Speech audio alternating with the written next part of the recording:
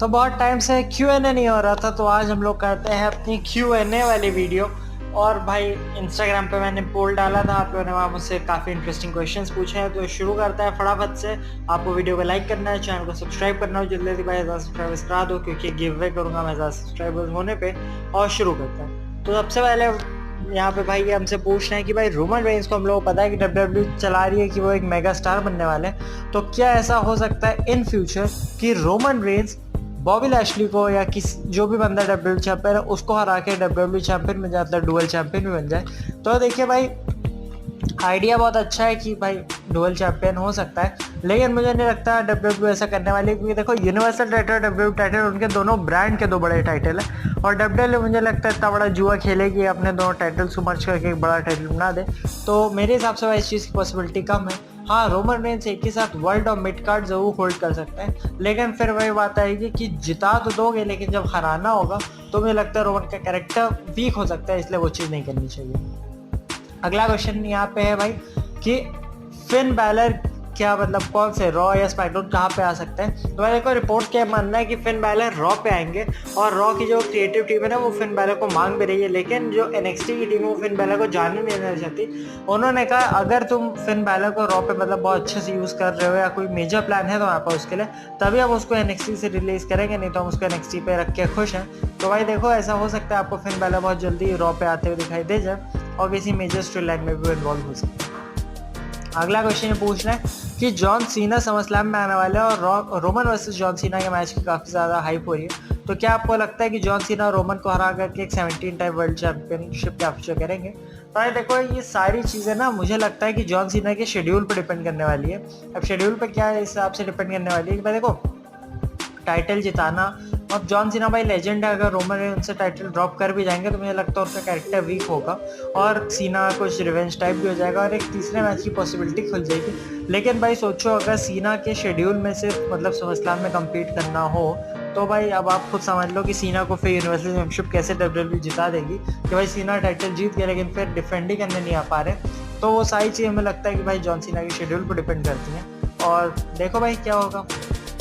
अगला क्वेश्चन ये मुझसे पूछता है कि ब्रॉक लेसनर अपना रिटर्न कब करेंगे। तो भाई देखो ब्रॉक लेसनर अपना रिटर्न कब करेंगे ये तो भाई किसी को भी नहीं पता, लेकिन हाँ पॉल हेमन ने काफ़ी पॉजिटिव बात बोली है। उन्होंने ये कहा कि हो सकता है ब्रॉक लेसनर वेट कर रहे हो क्राउड के वापस आने का, या फिर ये भी हो सकता है कि ब्रॉक लेसनर ह्यूस्टन में वापस आ जाए, या फिर ये भी हो सकता है कि ब्रॉक लेसनर कभी भी मतलब नेक्स्ट मंडे आ जाए, मतलब कभी भी वापस आ सकता है। और ब्रॉक लेसनर क्या करते हैं वो खुद ब्रॉक लेसनर जानते हैं। तो भाई देखो एक बार क्राउड आता है तो मुझे लगता है भाई ब्रॉक लेसनर ही वापस आ जाएंगे, और समर स्लैम से पहले पहले मुझे लगता है आ सकते हैं। अगला सवाल ये पूछते हैं कि ब्रो बेकी लिंच कब वापस आएंगी। तो बेकी लिंच भाई देखो ऑब्वियस सी बात है, एक ऐसा नाम है ना जो विमेंस डिवीजन में भाई बहुत ही कमी है, और भाई बेकी लिंच हिसाब से ट्रेनिंग कर रही है, अपने आप को शेप में ला रही है। भाई आज नहीं तो कल वो आ जाएंगे, और समर स्लैम से पहले पहले मुझे लगता है WWE उनको ले ही आएगी, और समर स्लैम में रिया रिप्ली और बेकी लिंच के बीच एक कमाल का मैच हम लोगों को देखने को मिल सकता है। रिपोर्ट्स ये भी आ रही हैं कि हो सकता है Becky Lynch money the bank के लाइव मैच को जीत जाए। अब देखना है इंटरेस्टिंग होगा कि WWE क्या इस चॉइस के साथ जाएगी कि नहीं। ब्रो क्या Roman Reigns Hell in a Cell में कोई मैच रेसल नहीं करने वाले? हाँ तो यार ये मुझे एक्चुअली एक न्यूज़ अपडेट में बताना था, लेकिन मैं अभी तो बताया नहीं, चलिए यहाँ क्वेश्चन पिक हो गया तो यही बता देता हूँ कि रोमन रेंज के बारे में जो प्लान्स आ रहे हैं वो ये आ रहे हैं कि रोमन रेंज अभी WWE कुछ भी नहीं सोच रही है उनको हेल इन अ सेल के बारे में, और जो next week SmackDown tag titles के लिए मैच होने वाला है ना, इसके बाद बहुत हद तक क्लियर होगा कि Roman Reigns Hell in a Cell में कम्पीट करने भी वाले हैं या नहीं। और जिमी ऊसो वैसे रोमन रेंज जो प्लान था भाई वो खत्म हो गया, टाटा गुड बाय बाय बाय हो चुका है, वो नहीं होने वाला है। और ऐसा हो सकता है आपको Jey Uso versus Jimmy Uso का कोई मैच देखने को मिल जाए हिल इन अ सेल में। फिलहाल जो मैच WWE कंसिडर कर रही है कि वो शो को मेन इवेंट कर सकता है, वो सिजारो और सेथ रॉलिंस के बीच एक hello in a cell match को प्लान कर रहे हैं। और ऐसा हो सकता है उस मैच में स्टिपुलेशन लगा दी जाए कि जो भी इस मैच को जीतेगा वो रोमन रेंज का कंटेंडर बन जाए मनी इन द बैंक, ऐसी कुछ स्टिपुलेशन हो सकती है। और इन दोनों ही सुपरस्टार्स के बीच आपको एक वन फाइनल बैटल जरूर देखने को मिल सकते हैं, जो भी भाई अभी की रिपोर्ट्स का मानना है। अब भाई अगर कोई प्लान्स चेंज होते हैं तो भाई नाम तो शिंस्के नाकामुरा का भी आ रहा था कि उनका मैच रोमन रेंज से हो सकता है। अब देखो भाई क्या होता है। अगला क्वेश्चन है मुझसे पूछते हैं कि according to you which is the greatest rivalry in the history of WWE। तो भाई किसी एक रेवलरी को ग्रेटेस्ट बोलना मेरे लिए थोड़ा डिफिकल्ट है, बट हाँ यहाँ पे मैं रॉक और ऑस्टिन की रेवलरी को ग्रेटेस्ट बोलूँगा, क्योंकि भाई इन्होंने WWE को उस टाइम पे बिल्ड किया है जिस टाइम पे भाई WWE कुछ थी नहीं ज़्यादा, इनके पास था नहीं कुछ, तो डेफिनेटली भाई इन्होंने उस टाइम पे कंपनी को बिल्ड किया, तो मैं डेफिनेटली इन्हीं की रेवलरी को ग्रेटेस्ट बोलूँगा।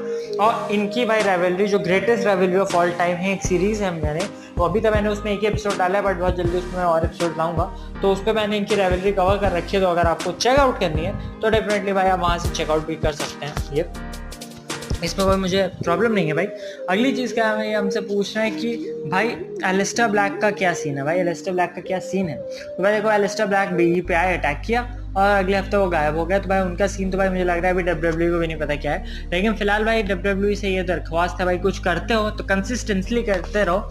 और भाई देखो, हो सकता है अब इस हफ्ते की स्मैकडाउन पे आ जाए एलिस्टर ब्लैक वापस, और भाई आ जाएंगे तो उनका आपको कोई एक अच्छा सा मतलब बिग साथ आगे प्रोग्रेशन होती हुई दिखाई दे सकती है। Bro, according to you, who is going to face Roman Reigns at WrestleMania 38? अब भाई WrestleMania भी बहुत दूर है, हाँ हॉलीवुड वाली WrestleMania में तो रॉक के साथ मैच हो सकता है, लेकिन क्या WWE उस मैच को इसी WrestleMania में करेगी? मुझे नहीं लगता। हॉलीवुड वाली चीज़ के लिए WWE उस चीज़ को बचा के रख रही है। 38 में रोमन रेंस का अपोनेंट कौन होगा? तो भाई अभी मेरे हिसाब से काफ़ी सारे नाम है जो हो सकते हैं रोमन रेंस के अपोनेंट, जैसे कि अगर WWE इतने बड़े तक ले जाए तो मेरे हिसाब से एलिस्टर ब्लैक एक बहुत अच्छे हो सकते हैं, ठीक है। बिग ई के बहुत सारे नाम आ रहे हैं, तो हाँ बिग ई को भी आप रख सकते हो मेरे हिसाब से, लेकिन उनको हिसाब से आपको उतना तगड़ा बिल्ड करना पड़ेगा।